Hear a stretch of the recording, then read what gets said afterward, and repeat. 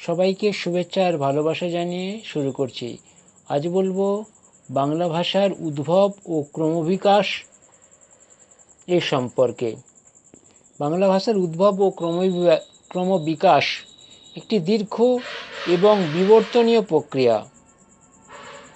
এটি ইন্দো ইউরোপীয় ভাষা পরিবারের একটি অংশ, যা মাগধী প্রাকৃত এবং অপভ্রংশ হয়ে বাংলা ভাষার রূপ নিয়েছে।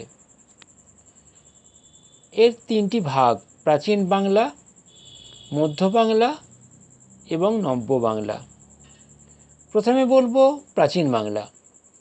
প্রাচীন বাংলায় বাংলা ভাষার প্রাচীন রূপটি খ্রিস্টীয় দশম থেকে চতুর্দশ শতাব্দীর মধ্যে বিদ্যমান ছিল। এই সময়ের ভাষাকে বলা হয় অপভ্রংশ এবং অবহট্ঠ। এই সময়ে বাংলা ভাষার কিছু নিদর্শন পাওয়া যায়, যেমন চর্যাপদ।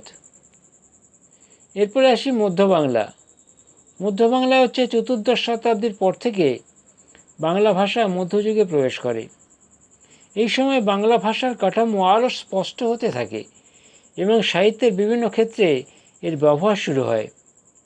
তুর্কি আফগান শাসন আমলে ফার্সি ভাষার প্রভাব বাংলা ভাষার উপর পড়েছিল। এরপরে হলো নব্য বাংলা। 19 শতকে এসে বাংলা ভাষা আধুনিক রূপ লাভ করে। এই সময় বাংলা সাহিত্যের স্বর্ণযুগ শুরু হয় এবং বাংলা ভাষা একটি সুসংহত রূপ লাভ করে।